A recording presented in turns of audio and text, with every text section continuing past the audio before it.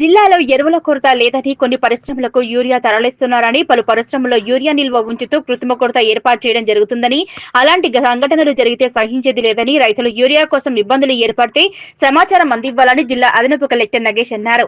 చిన్నశంకరంపేట మండలంలో మెదక్ జిల్లా అదనపు కలెక్టర్ నగేష్ పర్యటించారు. గవలపల్లిలోని రామేశ్వర ఫర్టిలైజర్ దుకాణాన్ని తనిఖీ చేసి పలు రికార్డులు పరిశీలించారు. స్టాక్ బోర్డును ఎప్పటికప్పుడు సూచించాలని ఆయన దుకాణదారులకు సూచించారు. అనంతరం సూరారం గ్రామంలోని శ్రీ నిత్య కోళ్ల దాన కంపెనీ తనిఖీ చేసి దాన తయారీలో ఉపయోగిస్తున్న వస్తువులను ఆయన పరిశీలించారు. కంపెనీ నిర్వాహకులపై వివరాలు అడిగి తెలుసుకున్నారు. శంకరంపేట మండల కేంద్రంలోని చాయ్ క్లబ్ లో సామాన్యుడిగా వచ్చి చాయ్ తాగారు.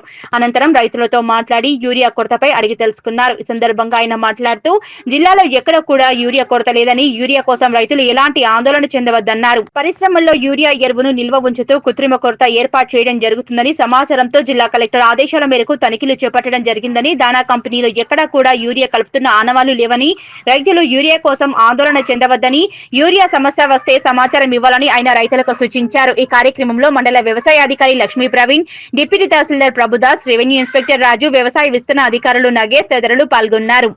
జిల్లా కలెక్టర్ గారి ఆదేశాల ప్రకారం మరి ఈరోజు శంకరంపేట మండలంలోని మనం శ్రీనిత్య అప్డేట్లో ఉన్నాము. దానికి సంబంధించి పౌల్ట్రీకి సంబంధించి మొత్తం వెరిఫై చేయడం జరిగింది. దాంట్లో కూడా మరి ఏమైనా యూరియా గిట్లా మిక్స్ చేస్తున్నా అన్న విషయం మీద విచారణ చేయడం జరిగింది. మరి వాటికి సంబంధించిన దాంట్లో మాత్రం ఎక్కడ కూడా అనుమానం లేదు. మరి మన స్టాక్ రీచెస్ కానీ ఇతర మెయింటైన్ చేసిన రీచెస్ కానీ అని కూడా మెయింటైన్ చేయడం జరుగుతుంది.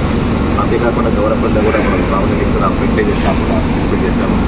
అక్కడ కూడా మనకి stock insurance, stock board, price index board, మరియు టోల్ ఫ్రీ నెంబర్ పెట్టడం సూచించడం జరిగింది.